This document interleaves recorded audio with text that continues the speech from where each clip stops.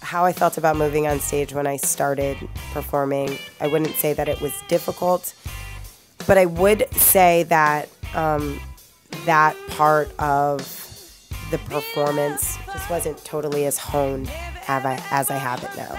So as I was getting more comfortable performing these set of songs, or you know, whatever my set was, then moving then inevitably becomes a little bit easier. So I've kind of taken little pieces from here and there and from everything, so that the fluidity isn't like I am a trained dancer per se or in movement, but it's more just what I am feeling and then just kind of letting my body do what it does.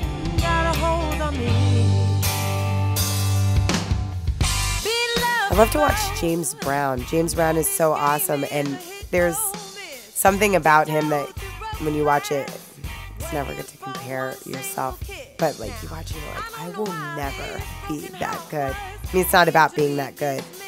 It's just about being like the best that you can be. But I mean, James Brown, it's just unbelievable. Or Jimi Hendrix, where it's just this stream of something that is coming from somewhere else. And even though it's coming through his guitar, it's almost like you're watching something godly.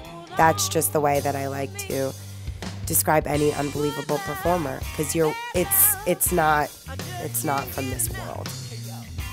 Tina Turner, the first thing is her legs. They're just so magnetic in her outfits and stuff, and that the fact that every time she's moving, everything that she's wearing and her presence on stage, it's just, you're magnetized, and then you have these women behind her doing these moves with her, and it's a show. When you go and you see something and everything's choreographed and coordinated to be this really, you know, a spectacle. This is what you've all come to see, and that's great. And that's what these amazing performers that have all had such a huge impact on all of our lives do.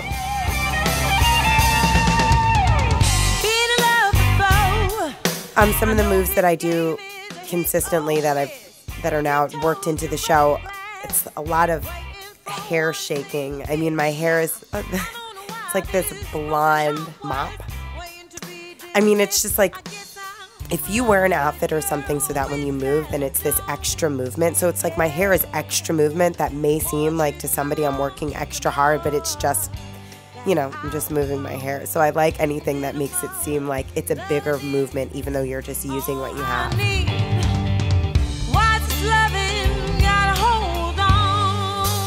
I love using my arms and my hands, and when I'm on stage I feel like it's far enough away that if I hold my hands in a certain way, then there can be this kind of like loose elegance about it.